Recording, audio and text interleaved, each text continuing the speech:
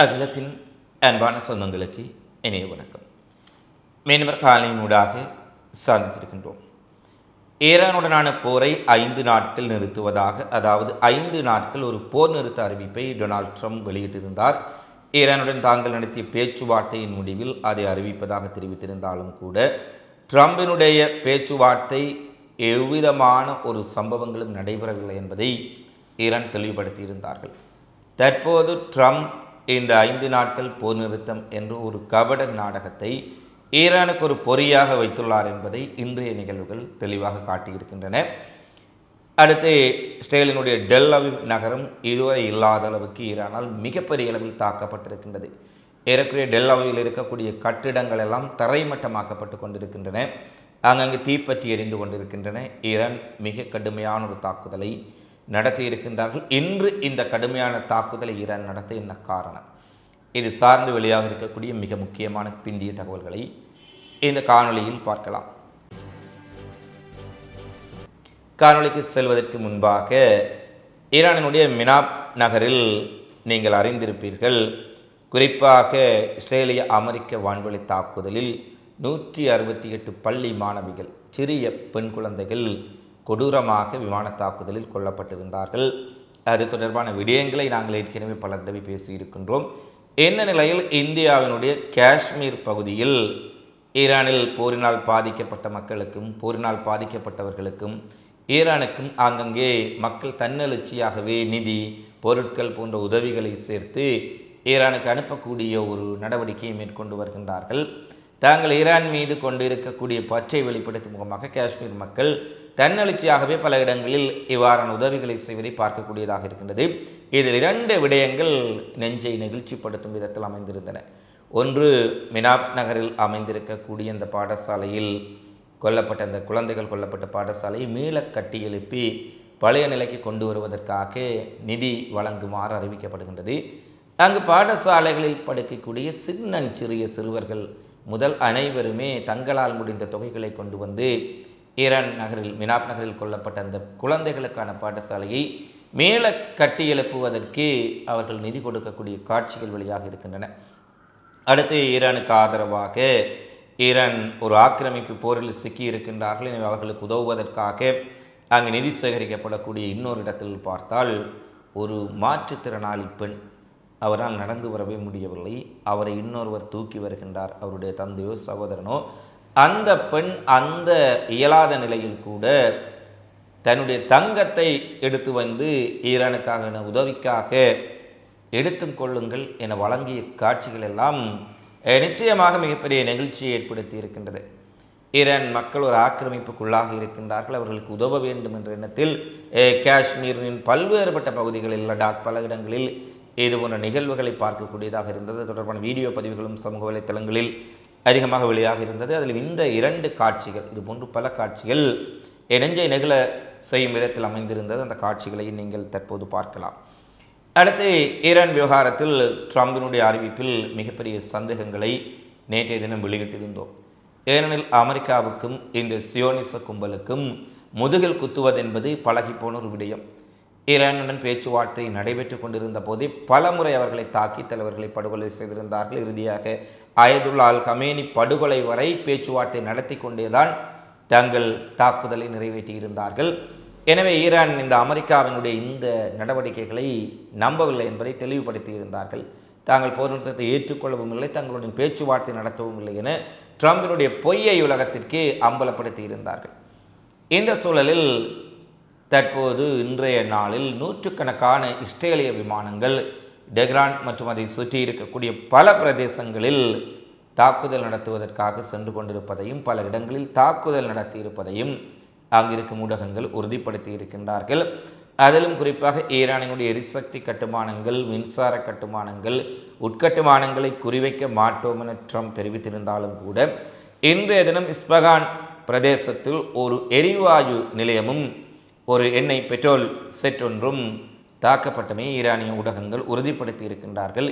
ஈரானிய எரிவாயு நிலையங்கள் தாக்குதலுக்கு உள்ளாக்கப்படாது என்று தெரிவித்தும் இஸ்பகான் பிரதேசத்திலும் டெஹ்ரானின் புறநகரிலும் 2 தாக்குதல்களை இவர்கள் நடத்தி இருக்கின்றார்கள்.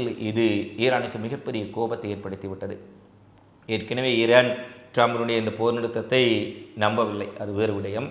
இந்த தாக்குதல் நடைபெற்ற பின்னர் ஈரான் உடனடியாக பதிலடியை கொடுக்கப் போவதாக குறிப்பிட்டதுடன் ட்ரூ ப்ராமிஸ் 4 78வது கலை தாக்குதல் டெல் அவிவ், டிமோனா, ஹைஃபா போன்ற 3 நகரங்களை இலக்கு வைத்து மிக கடுமையான ஏவுகணைகள் மற்றும் ட்ரோன்கள் மூலம் ஒரு பாரிய அலை ஒன்றை அனுப்பியிருந்தார்கள்.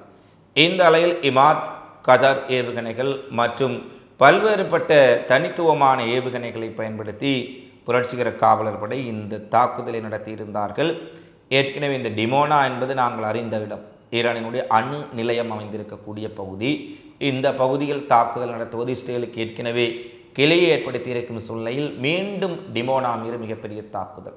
டெல் அவிவ் மீது சொல்ல தேவையில்லை, அங்கே இருக்கக்கூடிய வீடியோ பதிவுகளை நீங்கள் எங்களுடைய வாட்ஸ்அப் சேனலில் பார்வையிடலாம். கார்கள், வாகனங்கள் எல்லாம் பற்றி எரிந்து கொண்டிருக்கின்றன. கட்டிடங்கள் எல்லாம் இடிந்து இடிபாட்டு குவியல்களாக மாற்றப்பட்டிருக்கின்றன. வாகனங்கள் தெருக்களில் பற்றி எரிந்து கொண்டிருக்கின்றன. இஸ்ரேலுடைய அயன் டோம்கள், வான் பாதுகாப்புகளினால் இடைமறிக்க முடியாமல் இஸ்ரேல் மிகப்பெரிய சேதத்தை சந்தித்திருக்கின்றது. இப்படியே ஈரான் தாக்குதலை நடத்தினால் டெல் அவிவ் நகரமே காலியாகி விடும் என இஸ்ரேலில் இருக்கக்கூடிய சமூக வலைத்தளங்களிலேயே மக்கள் பதிவும் அளவுக்கு ஒரு தாக்குதல். அதேபோல் கைஃபா, டெல் அவிவை குறிவைத்ததை போல மத்திய இஸ்ரேலை குறிவைத்தும் மிக கடுமையான தாக்குதலை ஈரான் நடத்தி இருக்கின்றார்கள். இதில் பல கட்டடங்கள், அடுக்குமாடி குடியிருப்புகள் அடியோடு இடிந்து வீழ்ந்திருப்பதான செய்திகள் வெளியாக இருக்கின்றன. பிபிசியினுடைய செய்தியாளர் குறிப்பிடுகின்றார், நகரின் மையப்பகுதி முழுவதும் இடிபாடுகள், அடர்த்தியான புகை மற்றும் பெரும் குழப்பம் நிலவும் கூட அதிர்ச்சியூட்டக்கூடிய காட்சிகளை பார்க்கக்கூடியதாக இருக்கின்றது. நாங்கள் இதுவரை பார்த்த டெல் அவிவாக இது தெரியவில்லை. ஈரானினுடைய தாக்குதல்கள் தற்போது இஸ்ரேலினால் தடுப்பதற்கு மிகப்பெரிய சிக்கலான ஒரு நிலையை எட்டி இருக்கின்றது. ஈரான் ஏவுகணைகள் மிக கடுமையான புதிய ரக ஏவுகணைகளை பயன்படுத்துகின்றார்களா, அல்லது இஸ்ரேலினுடைய வான் பாதுகாப்புகள் முற்றாக தகர்க்கப்பட்டு விட்டனவா என்று தெரியவில்லை. ஆனால் தாக்குதலில் மிகப்பெரிய சேதம் ஏற்பட்டிருப்பதாக அமெரிக்காவை சேர்ந்த CNN தெரிவித்திருக்கின்றார்கள். எனவே ஈரான் அமெரிக்கா இம்முறை விரித்த வலையில் அல்லது ட்ரம்பினுடைய பொறியில் மாட்டிக்கொள்ளாமல் அவர்கள் தெளிவாக குறிப்பிட்டு விட்டார்கள், போர் நிறுத்தமோ அல்லது தற்காலிக சண்டை நிறுத்தத்திற்கோ இடமில்லை. போரை நிரந்தரமாக நிறுத்துவதாக இருந்தால் பேசிக்கொள்ளலாம். நீங்கள் தான் போரை ஆரம்பித்தவர்கள். இந்த போரினால் ஏற்பட்ட இழப்புகளுக்கு எங்களுக்கு இழப்பீடு கொடுக்க வேண்டும் என்பதிலும் ஈரான் மிகவும் உறுதியாக இருக்கின்றார்கள்.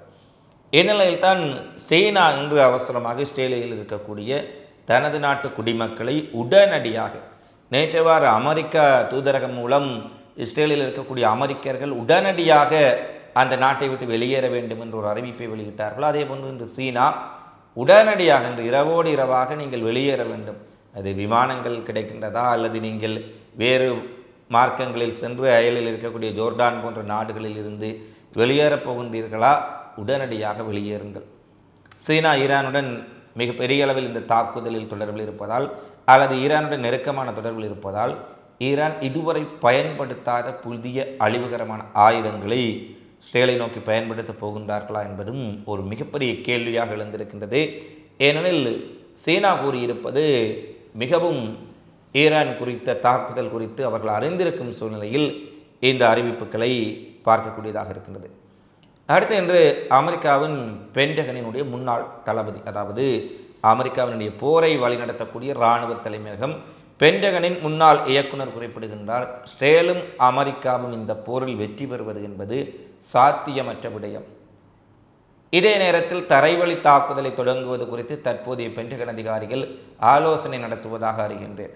ஒருவேளை இவர்கள் தரைவழி தாக்குதலுக்கு சென்றால் இதைவிட பேரழிவையும் அவமானத்தையும் பெற்றுக்கொண்டு மிகப்பெரிய அளவில் அமெரிக்கா உயிர் சேதத்தை கொடுக்க வேண்டியிருக்கும். ஏனெனில் ஈரானுடைய மக்களுடைய போராட்ட குணமும் ஈரானுடைய தரைத்தோற்ற அமைப்பும் அத்தகையதென்று ஒரு எச்சரிக்கை விடுத்திருக்கின்றார். அவர் இன்னொரு விடயத்தையும் குறிப்பிடுகின்றார், இந்த போரில் இஸ்ரேல் அமெரிக்காவினுடைய உயிரிழப்புகள் மிகப்பெரிய அளவில் மறைக்கப்படுகின்றன என்பது தற்போது அனைவருக்கும் தெரிந்த விடயமாக இருக்கின்றது. ஒரு ஜனநாயக ரீதியில் தேர்ந்தெடுக்கப்பட்ட அரசு தன்னுடைய நாட்டு போரில் இறந்த குடிமக்களை, படை வீரர்களை கௌரவப்படுத்த வேண்டுமாக இருந்தால் அவர்களுடைய இறப்பை முறையாக அறிவிக்க வேண்டும். ஆனால் முதல் தொகுதி 2 தொகுதி அமெரிக்க இராணுவத்தினர் கொல்லப்பட்ட விடயங்கள் வெளிப்படுத்தப்பட்டிருந்தன. அவர்களுக்கு ஒரு இராணுவ மரியாதை கொடுக்கப்பட்டது. ஆனால் பின்னர் அமெரிக்க இராணுவத்தினருடைய உடல்கள் கொண்டு வரப்படும் பொழுது அங்கு ஊடகங்களுக்கு புகைப்படம் எடுப்பதற்கோ வீடியோ படங்களை எடுப்பதற்கோ அனுமதி கொடுக்கவில்லை. ஏன் என்று ஒரு மிகப்பெரிய கேள்வி எழுப்பியிருக்கின்றார். அது மட்டுமல்ல, மருத்துவமனைகளில் காயமடைந்து சிகிச்சை பெறக்கூடிய, அதாவது அரபுலக நாடுகளில் இருக்கக்கூடிய தளங்களில் எல்லாம் தாக்குதல் நடைபெற்றிருக்கின்றது. சவுதியில், கத்தாரில், எமிரேட்ஸில், பஹ்ரைனில், குவைத்தில் ஈரானுடைய தாக்குதல் நடைபெறாத மத்திய கிழக்கின் தளமே இல்லை என்று சொல்லும் அளவுக்கு அமெரிக்க இராணுவத்தை அவர்கள் தாக்கி இருக்கின்றார்கள். எனவே அந்தந்த நாடுகளில் இருக்கக்கூடிய இடங்களில் எல்லாம் சிகிச்சை பெற்று வரக்கூடிய அமெரிக்க படைகளை கூட ஊடகங்கள் தொடர்பு கொள்ள முடியாத அளவுக்கு ஒரு இறுக்கமான நடைமுறை இது. அமெரிக்காவும் இஸ்ரேலும் ஒரு மிகப்பெரிய இழப்பை சந்தித்திருக்கின்றார்கள். அந்த இழப்புகள் மறைக்கப்படுகின்றன. ஆனால் நியாயபூர்வமான அந்த உயிரிழந்தவர்களின் எண்ணிக்கை வெளிப்படுத்த வேண்டும் என்பதை நாங்கள் குறிப்பிடவில்லை, ஈரான் குறிப்பிடவில்லை.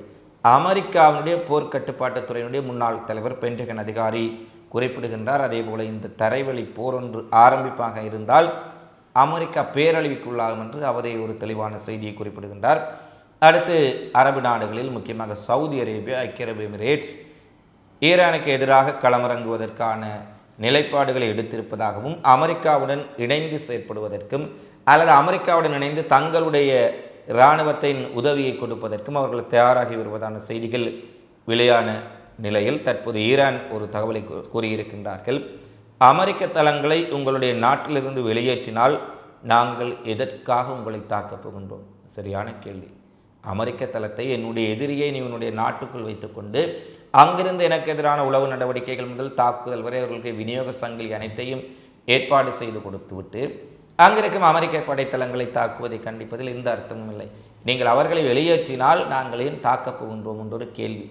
அது ஒரு புறம் இருக்கட்டும்.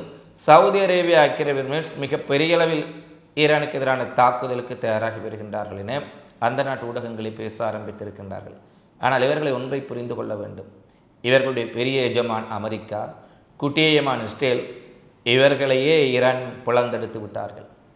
பார்த்திருக்கின்றோம். அமெரிக்காவின் தாட் வான் பாதுகாப்பு சாதனங்களை 3 நாட்களில் காலி செய்து விட்டார்கள். தாட் வான் பாதுகாப்பு சாதனங்கள், பேட்ரியோட் வான் பாதுகாப்பு சாதனங்கள், அயன்டோம் அனைத்தும் ஈரானிய ஏவுகணைகளால் செயலிழந்து விட்டன. இவர்களுக்கு பாதுகாப்பு கொடுப்பதற்கென்று இருந்த அமெரிக்காவே இந்த தடுமாறி போயிருக்கின்றது. ட்ரம்ப் இந்த போரிலிருந்து எவ்வாறு வெளியேறுவதென்று தெரியாமல் ஒவ்வொரு நாளும் ஒவ்வொரு கதைகளை கூறி பிதற்றி கொண்டிருக்கின்றார். இப்படியான ஒரு கட்டத்தில் இந்த அரபு நாடுகள் ஈரானுக்கு எதிராக ஏதாவது செய்தால், தாக்குதலை நடத்தினால் நிச்சயமாக இந்த அரபு தேசங்கள் மிக பெரும் பேரழிவை சந்திப்பார்கள் என்பதில் எந்த மாற்று கருத்தும் இல்லை. அவ்வளவு ஏவுகணை பலம் ஈரானிடம் இருப்பதாகத்தான் போரியல் ஆய்வாளர்கள் குறிப்பிடுகின்றார்கள். மேற்குலக ஊடகங்களும் அவர்களுடைய அடிமைகளும் ஈரானின் ஏவுகணைகள் முடிந்துவிட்டன, இன்னும் சொற்ப ஏவுகணைகளை இருப்பதாக அவர்களுடைய களஞ்சியத்தில் குறிப்பிட்டாலும் கூட ஈரான் இவர்களை அனைத்து தரப்புகளையும் எதிர்த்து போராடக்கூடிய ஏவுகணை இருப்பை வைத்திருக்கின்றார்கள் என்பதுதான் பல போரியல் ஆய்வாளர்களுடைய வெளிப்படுத்தலாக இருக்கின்றது. எனவே இந்த முட்டாள் அரபிக்கள், அரபுலக நாடுகள் ஏதாவது முட்டாள்தனமான முடிவுகளை எடுத்து அவர்கள் ஈரான் மீது ஒரு தாக்குதலை அவர்களாக நடத்திவிட்டார்களாக இருந்தால், அமெரிக்க தளங்களை வைத்திருந்ததற்கே அந்த அளவு தாக்குதலை நடத்திவிட்டார்கள், இவர்களாக போரில் இணைந்து ஏதாவது செய்தால் இந்த நாடுகளின் நிலை மிகவும் கவலைக்குரியதாக மாறிவிடும் என்பதுதான் எங்களுடைய கருத்தாக இருக்கின்றது. நிச்சயமாக இந்த நாடுகளின் தலைமை இதை கவனத்தில் எடுக்காவிட்டால் இந்த நாடுகளின் மக்களும் மிகப்பெரிய அளவில் அழிவை சந்திக்க நேரிடும் என்பதும் ஒரு துயரமான விடயம். இன்று கத்தார் ஒரு தெளிவான விடயத்தை குறிப்பிடுகின்றார்கள். இந்த பிராந்தியத்தில் ஒருவரோடு ஒருவர் இணைந்து வாழக்கூடிய வகையில், ஒருவரை ஒருவர் பாதுகாக்கக்கூடிய வகையில் நாங்கள் எங்களுடைய ஒருங்கிணைப்பை மேற்கொள்ள வேண்டியது அவசியமாகும். அப்படி என்றால் மட்டுமே இந்த மத்திய கிழக்கு உறுதியாகவும் பாதுகாப்பாகவும் இருக்க முடியும் என்று கத்தார் வெளியுறவுத்துறை அமைச்சர் அல்தானி ஒரு கருத்தை கூறியிருக்கின்றார். உண்மையில் கத்தார் ஈரானிய தாக்குதலில் இந்த எரிவாயு வயல்கள் அளிக்கப்பட்டு மிக பெரும் பேரழிவை சந்தித்திருந்தாலும் கூட யதார்த்தத்தை உணர்வதற்கு கத்தார் முற்படுகின்றார்களா என்று ஒரு கேள்வி எழுந்திருக்கின்றது. அவர்களுடைய பேச்சுக்களில் மிகப்பெரிய இழப்புகளை சந்தித்த பின்னரும் கூட நாங்கள் இந்த பிராந்தியத்தில் இருப்பவர்கள் அனைவரும் சகோதரர்கள், நாளையும் நாங்கள் சேர்ந்து வாழ வேண்டும், ஈரானும் எங்களுடைய சகோதரர்களே, எனவே நாங்கள் எங்களுக்குள் இணைந்து வாழக்கூடிய முறைகளை கண்டுபிடிக்க வேண்டும் என்று கத்தார் வலியுறுத்த, சவுதி அரேபியாவும் ஐக்கிய அரபு எமிரேட்ஸும் பஹ்ரைனும் தாங்கள் ஈரானுக்கு எதிராக அமெரிக்காவுடன் கூட்டணி சேர்வதாக கூறிக்கொள்ள, மத்திய கிழக்கிலும் அடுத்து என்ன நிலைப்பாடுகளை இவர்கள் எடுக்கப் போகின்றார்கள் என்பது மிகப்பெரிய கேள்வி. எந்த நிலைப்பாடுகளை எடுத்தாலும் ஈரானுக்கு எதிரான நிலைப்பாடுகளை, தாக்குதலினுடைய நிலைப்பாடுகளை எடுத்தால் இந்த அரபு உலகம் ஒட்டுமொத்தமாக பேரழிவை சிக்கி சின்னாபின்னமாகிவிடும் என்பதுதான் தற்போது இருக்கக்கூடிய கள யதார்த்தத்தை பார்க்கும் பொழுது புரிந்து கொள்ளக்கூடியதாக இருக்கின்றது. இறுதியாக ஈரான் ஒரு அறிவிப்பை விடுத்திருக்கின்றார்கள். லெபனான் காசாவில் பொதுமக்களை இஸ்ரேல் தொடர்ச்சியாக கட்டுப்பாடின்றி குறிவைத்து படுகொலை செய்து கொண்டிருக்கின்றார்கள்.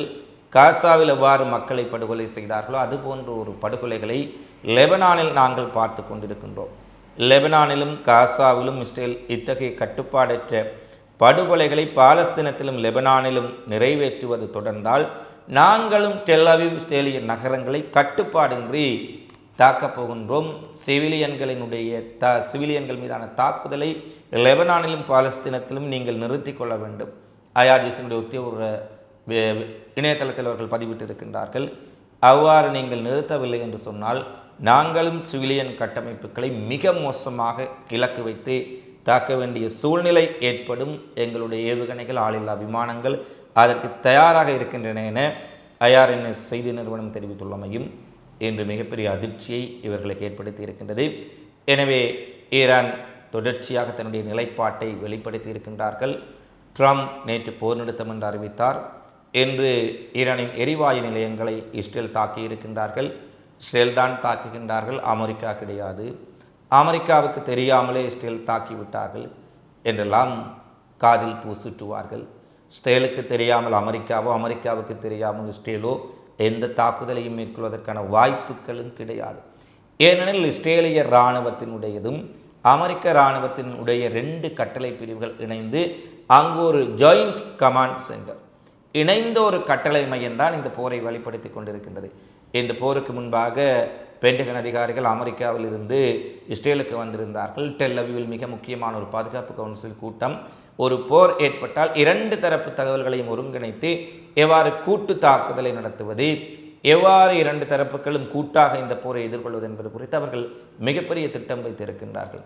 ஆனால் சில நேரங்களில் உலக மக்களின் போக்கை அறிந்து உலக நாடுகளின் எதிர்ப்புகளை சமாளிப்பதற்காக அமெரிக்கா சமாதானத்தை பேசுவது போலவும் இஸ்ரேல் தாக்குதலை நடத்துவது போலவும் காண்பித்து தங்களுடைய காய்களை கச்சிதமாக நிறைவேற்றி கொள்ள முற்படுகின்றார்கள் என்பதுதான் யதார்த்தம். அமெரிக்க அதிபர் ட்ரம்ப் போர் நிறுத்தம் அறிவித்திருந்தார்.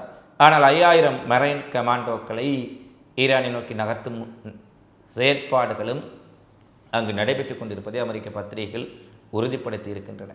இது ட்ரம்பினுடைய இரட்டை வேடத்தை தெளிவுபடுத்தி இருக்கின்றது. ஒருபுறம் போர் நிறுத்தம், மறுபுறத்தில் ஈரானுடன் போரிடுவதற்காக 5000 மெரைன் கமாண்டோக்கள் கடற்படையினர் அனுப்பப்பட்டிருக்கின்றார்கள்.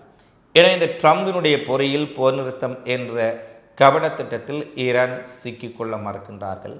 அடுத்து வரும் நாட்கள் எவ்வாறு இருக்கப் போகின்றன? இவை அனைத்தும் கடந்து உண்மையிலேயே ஒரு போர் நிறுத்தம் ஏற்பட்டால் அது மகிழ்ச்சியான விடயம், அதில் மாற்று கருத்தில்லை.